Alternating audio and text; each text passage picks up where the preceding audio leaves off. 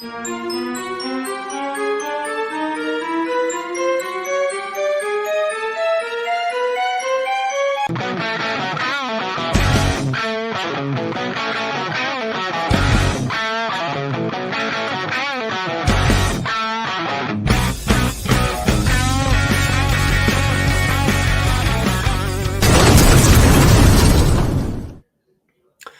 right, welcome back, everyone. I got a special guest on. I got Faisal from Pinpoint Skip, and he was brought to me by my good buddies at First Responder Financial Freedom. He was on their channel a while back, but go check out that episode with Aaron, Tyler, and Mike. But welcome, Faisal. Yeah, appreciate you having me on, Mark. Yeah, I think Aaron introduced us because he thinks that you have a product that'll be very helpful to my community and a lot of real estate investors out there. But first, let's kind of dig into who you are and maybe how this product got developed. Yeah, who I am. That's a loaded question, I guess. I'm a husband, father of two boys. My parents are immigrants from Egypt. But professionally, I'm a full-time real estate investor. So I'll take you on my journey. So back in 2018, I flipped my first house. It was a slight disaster, like I'm sure most people's first flips are. I lost like $10,000, but for me, I just kind of viewed it as my college education. So I was working a full-time job, not satisfied. I was a data analyst and just didn't really like it. So I was trying to find a way out. And then when we found out that we were pregnant with my first son, bought what would have been my first rental at the beginning of COVID, went over budget on it, wouldn't have had enough money to burr out of it and had to sell it. And I made like $50,000 on it. 2 months later, I lost my job, which was the best thing that's ever happened to me. And I decided to go all in on real estate investing. My wife was freaking out, obviously, but like for her, for me, I just kind of like saw the vision. I was like, I'm not really going to get another opportunity like this where I have a nest egg and I can, take a shot. And so I just viewed working for myself to be as risky as working for someone else. And so, I just took the chance. And so I started wholesaling. I was buying lists from ListSource, PropStream, and Batch Leads, and the feedback that I was getting from people was that I was the 10th person that's called them that day, or it was the wrong number, or the vacant properties that I was targeting weren't vacant any longer. And so what I found out after going down the rabbit hole of digging deeper into the data was a lot of these companies, and I won't name names, but a lot of the companies don't update their data that often. They only update it like every 6 months. And so I realized that I was just throwing money away. And so, because I'm a data analyst and that's how my mind works, I decided to go down the rabbit hole of trying to come up with my own list and find better data providers. And I did in the summer of 21, and my business blew up. And so wanted to see if other people could get deals from my data. So I started selling those lists to friends of mine in my masterminds. And once they're able to get deals from it too, that's when I started Pinpoint Skip. Before this call, Marco was asking me what's different about Pinpoint. Basically, the lists that we provide just look at different underlying pain points, and so you're fishing in a different pond than everyone else. So, it's just basically different lists. Okay, so for me, someone who's never really dug into this field of real estate investing, how would this help me? Like, how do these type of products, or what could I expect from using this type of software? Yep. So basically, what you do is you pull the list based on like zip codes or counties. I know you mentioned Pittsburgh, so let's say you want to do it for the whole city of Pittsburgh. And once you get the list, or you can choose whatever list you want. I always recommend Motivated AF is the name of our list. It's basically a compilation of all of our best performing lists. And the reason I created that way is because everyone always asks me what's the best list. We took the guesswork out of it. We just looked at the underlying data of where we got our deals from, and then we put it all into one list. So you choose that list, you choose the city, the zip codes, or the counties that you want, and then the amount of records that you want. We'll send you the list, and then from there you have to market to that list. So whether you're going to cold call, text, or direct mail, you're basically setting up a wholesaling or marketing business at that point in time. And even if you're like trying to build a portfolio or flip, you can still do this to get deals, and it's a lot cheaper than having to pay wholesalers. Ah, interesting. Okay, so you mentioned, so after you get this list, you have to cold call or text message or send out letters. So how does that fit into, is that something your company or your software also does too, or is that something separate?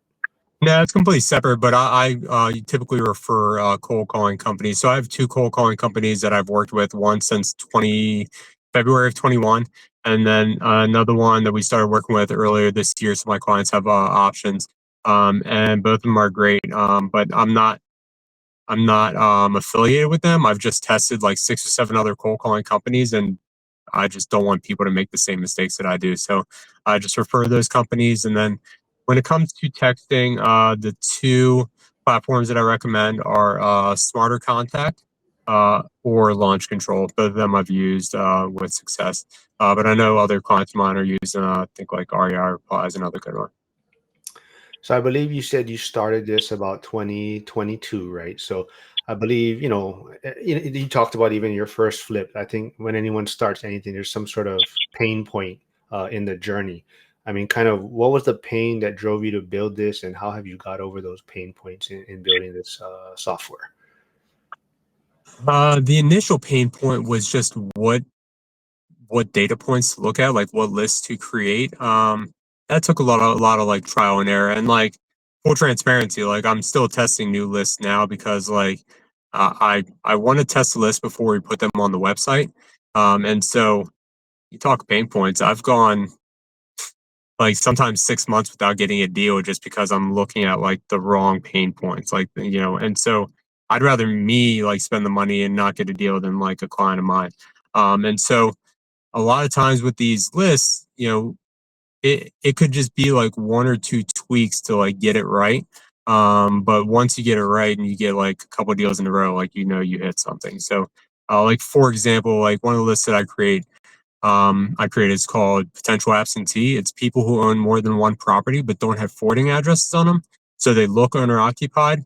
And then we scrub it against the absentee list. So anybody who's targeting absentees aren't targeting these people. It's typically someone who lived in a house, moved to the next place thinking that they want to be a landlord, and then they realize that being a landlord of one property sucks. So I call them like an accidental investor.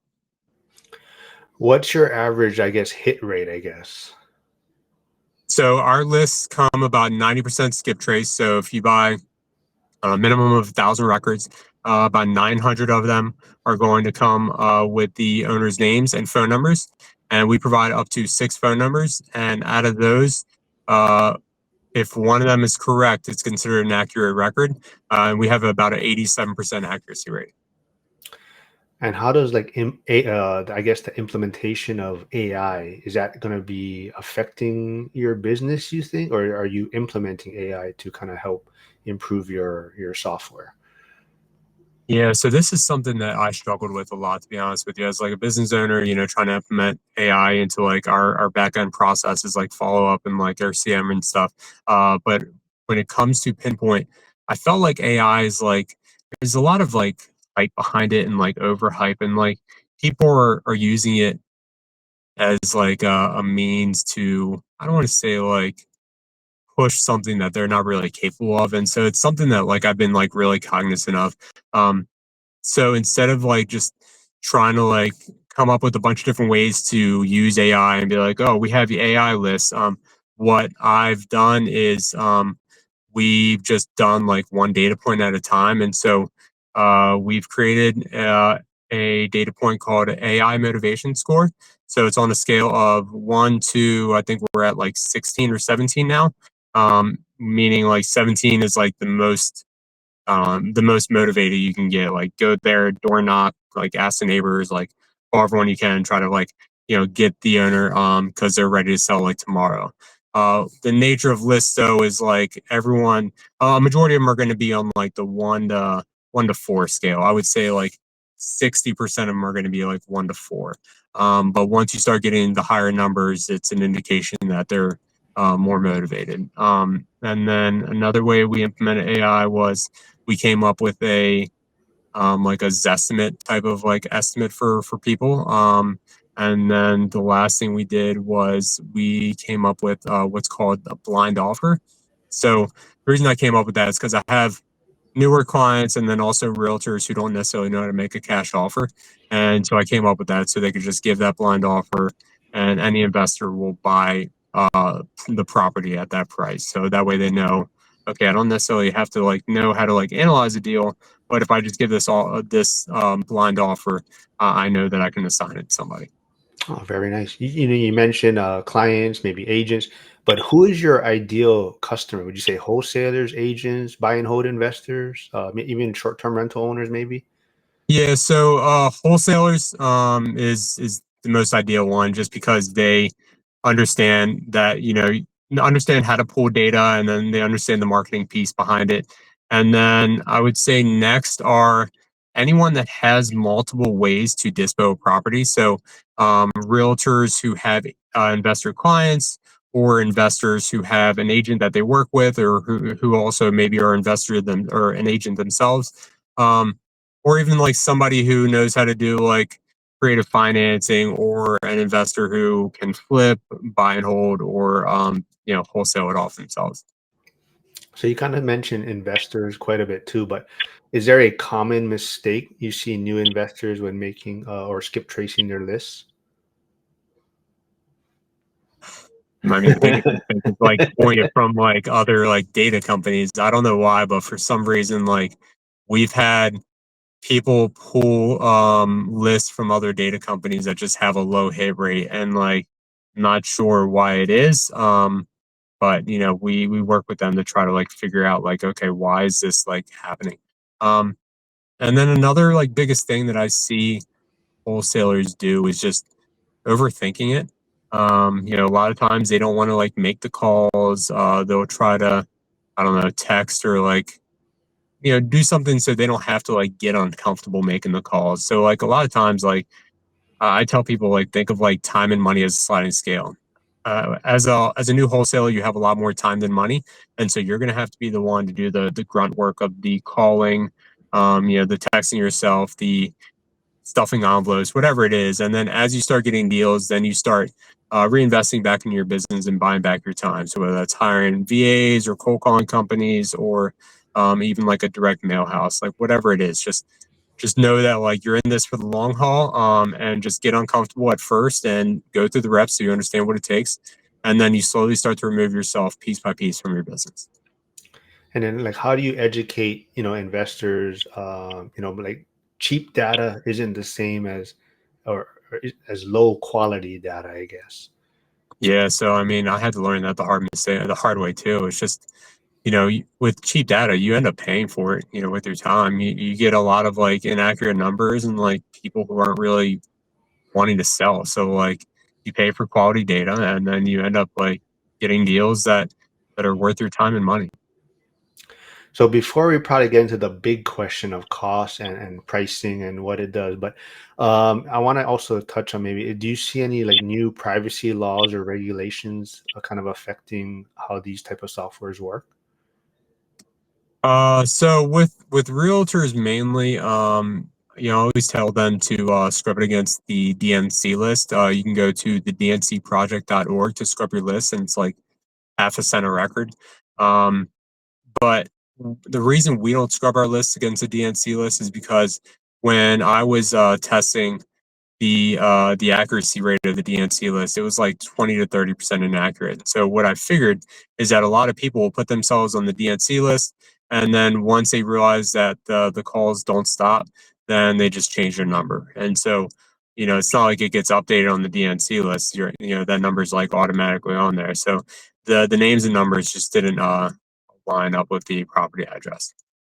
And for someone maybe listening that does not know what the DNC is, maybe what Oh is yeah, that? it's the do not call list. So uh, people will call the government or something, I guess, and tell them to put themselves on the do not call list, to try to get the spam calls to stop. Okay, and one other thing, you kind of touched on, you started about 2021, 2022, the market was hot, right? Quantitative easing and whatnot. Does this, does the market changing in any ways, like interest rates, affect how people use your product in a sense?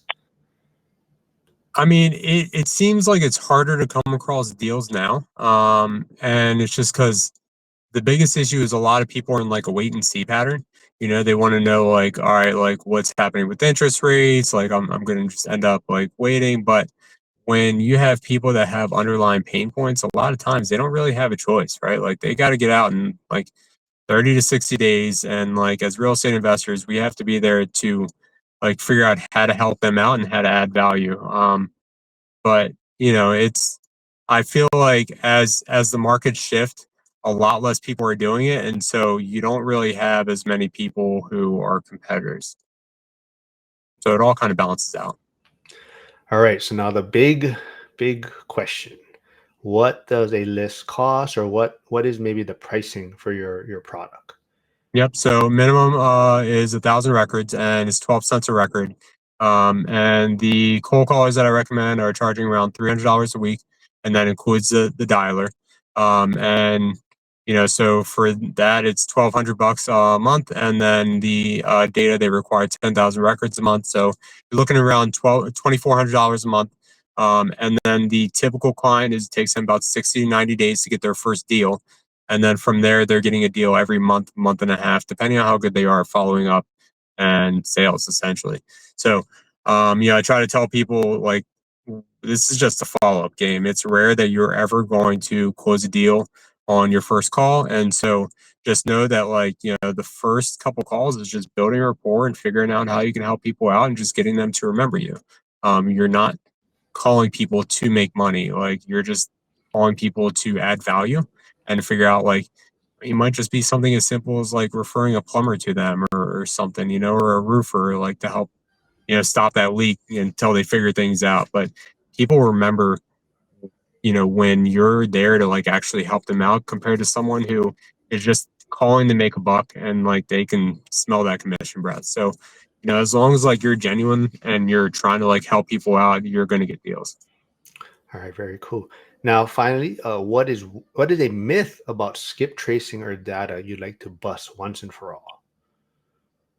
That all data is created the same. It's not, and it's something that I had to learn the hard way, and it's something that I'm still learning. Because like as we test different lists and different like underlying pain points, me being a data analyst, like I think like, oh, this is definitely going to work, and then it doesn't. So like, it's a lot of trial and error, and even like as you're building your business, like you're going to learn a lot about yourself and like type of business owner you are, and like how your scripts are going to work, and like how to talk to people, and like it's just a constant like learning journey. So just keep that in mind, like as you fail through your journey, like it's all part of like the way to become successful. All right, so it sounded like you had some struggles early on. You've made mistakes, but if someone watching has never done skip tracing before, what's the one thing they should do today to get started the right way? Uh, it's simple. Go to pinpointskip.com, get a list, and then just have a plan for that list before you actually go into it. So if you don't have a lot of money, bare minimum, what I would recommend is getting a Google Voice number. It's free, and then just start dialing yourself. You don't need a lot of money to get going, but you do need some. And then I also recommend getting a CRM. If you don't have any money, I recommend Podio. And then within Podio, download the Seller Leads app. So Podio is free at first, and then after like 100 leads, it's like 20, 25 bucks a month. And then if you have, like I think it's $300 a month, there's a CRM I recommend called Closure Control. They're pretty good. That I haven't seen a product like that on the market. And then again, like as you start getting deals, just start reinvesting back in your business. Don't take that money and blow it, because it's easy when you don't have any money and then you get a $5,000 check to want to go and ball out. But don't do that. Have some discipline. Very cool. Yeah. So, yeah, we'll wrap things up right there. So once again, where can people find you, or how can they reach out to you if they want to connect with you? Yeah, so pinpointskip.com is the easiest way to find us, and then you can follow me online. You're gonna put my name in the show notes. Yep. Okay, so you can find me on Facebook and then Instagram at Faisal.Morsi or at pinpoint_skip. All right, cool. And those of you that want to know more, we're going to have him on some live streams with us, with some people also from the first responder financial freedom community. And you can bring your questions, have him answer it there. We'll probably be sharing the screen, but come check us out. And hopefully you go check out pinpointskip.com and hopefully get a list and see what you can get from it. But thanks for joining me, and yeah, we'll get you back on, Faisal. Thanks, man. I appreciate the opportunity, man.